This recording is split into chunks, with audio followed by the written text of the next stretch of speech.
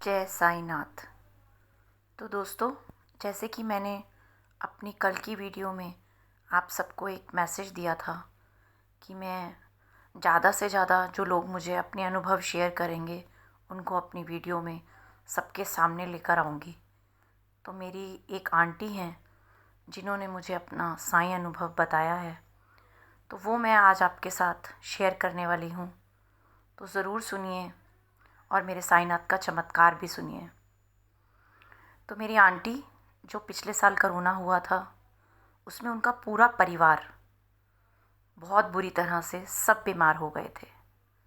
लेकिन सबसे ज़्यादा जो बीमार हुए थे वो मेरी आंटी हुई थी। उन्हें बहुत तेज़ फीवर डेली हो रहा था, कफ भी थी, कोल्ड भी था, बहुत बुरी हालत थी उनकी। तो एक दिन तो ऐसा हो गया कि उन्हें ये लगा कि बस अब उन्हें कुछ हो जाएगा, और उनके घर वाले भी बहुत डर गए थे क्योंकि डेली उन्हें बहुत फीवर हो रहा था और एक दिन तो बहुत ज़्यादा उनकी हालत ख़राब हो गई थी। तो जो अंकल हैं, हमारे जो अंकल हैं, उन्होंने भी मेरे हस्बैंड से बात करी कि अगर कोई हॉस्पिटल में कोई बेड हो उनके लिए, तो उनकी जो वाइफ़ यानी कि हमारी आंटी है, तो उन्हें वहाँ एडमिट करा देते हैं, क्योंकि घर में अब उन्हें संभालना मुश्किल हो गया था क्योंकि उनकी बहुत ज़्यादा तबीयत ख़राब हो गई थी। तो उन दिनों तो ये था कि करोना इतना ज़्यादा था कि हॉस्पिटल्स में कोई भी बेड अवेलेबल नहीं था, सब फुल थे। तो मेरे हस्बैंड ने, क्योंकि अंकल ने रात को ये बात बोली थी, तो मेरे हस्बैंड ने बोला कि जितना जल्दी हो सकता है मैं कोशिश करता हूँ। और मेरे हस्बैंड ने बहुत जगह पर फ़ोन करके हॉस्पिटल्स में पूछा भी, लेकिन कहीं कोई जगह अवेलेबल नहीं थी। तो फिर भी हम लोग ट्राई करते रहे कि उनको कहीं ना कहीं कोई बेड मिल जाए।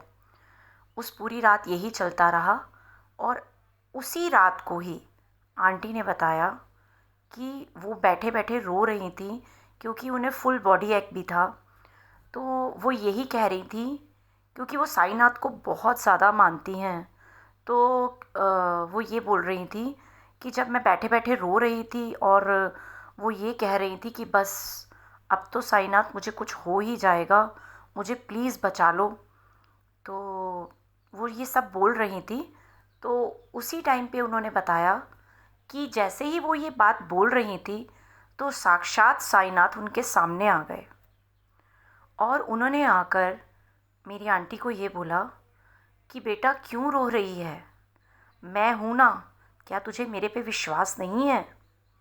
तू देख, तू बस जल्दी ही इतनी सही हो जाएगी कि तुझे कभी पता भी नहीं लगेगा कि मैं कभी इतनी बीमार भी हुई थी।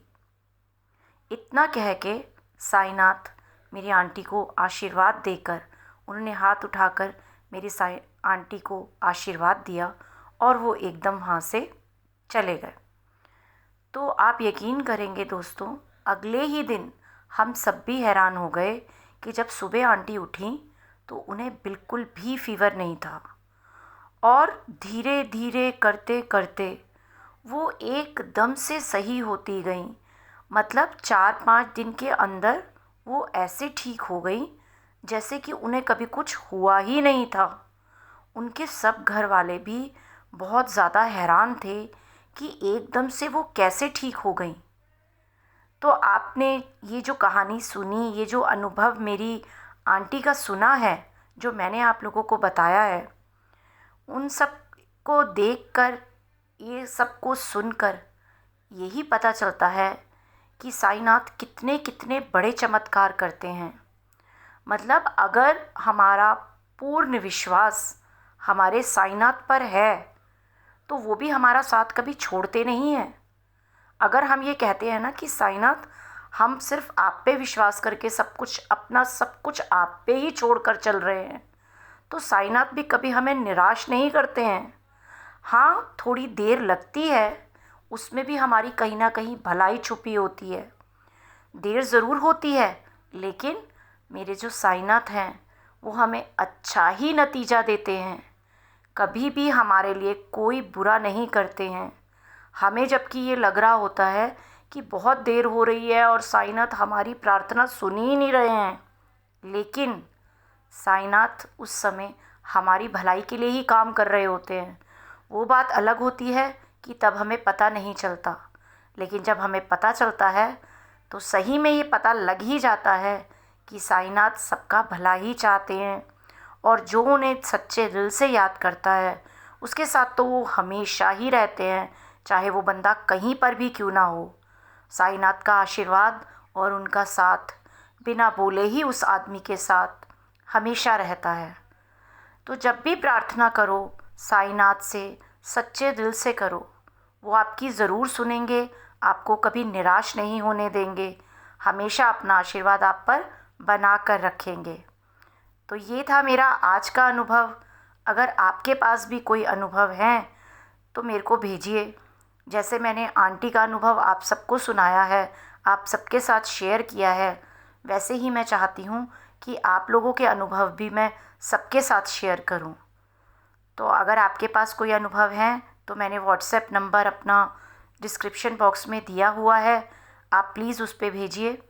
और कॉल मत कीजिए मुझे, आप खाली उस पर व्हाट्सएप कोई फ़ोटो क्लिक करके भेज सकते हैं लिखी हुई, या लिख कर भी भेज सकते हैं व्हाट्सएप पे, या वॉइस मैसेज भी अगर आप छोड़ देंगे तो मैं आपकी जो अनुभव होंगे वो सारे दुनिया के सामने लेकर आऊँगी।